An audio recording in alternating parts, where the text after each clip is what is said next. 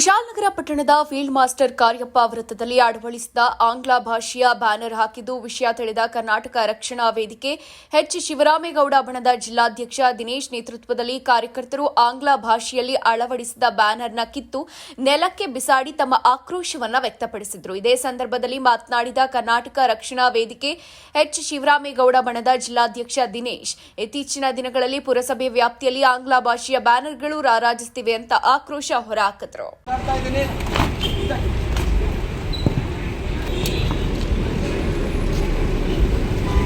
ಕುಶಾಲನಗರದಲ್ಲಿ ಒಂದೇ ಒಂದು ಅಕ್ಷರ ಕನ್ನಡ ಇಲ್ಲ. ಸರ್ಕಾರ ಆದೇಶ ಮಾಡಿದೆ. 60% ಕರ್ನಾಟಕ ರಕ್ಷಣಾ ವೇದಿಕೆ ಕೊಡಗು ಜಿಲ್ಲಾಧ್ಯಕ್ಷ ಆಗಿ ನಾನು ಇವತ್ತು ಮಾತಾಡ್ತಾ ಇದ್ದೀನಿ.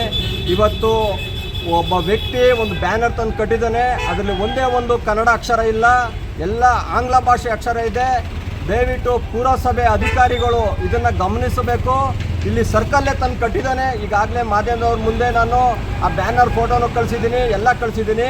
ನಾನು ಎಚ್ಚರಿಕೆ ಕೊಡ್ತಾ ಇದ್ದೀನಿ, ಎಲ್ಲರೂ ಕೂಡ ಕನ್ನಡ ಬಳಸಬೇಕು. ಸರ್ಕಾರ ಏನು ಆದೇಶ ಮಾಡಿದೆ ಆದೇಶವನ್ನು ಪಾಲಿಸಬೇಕು.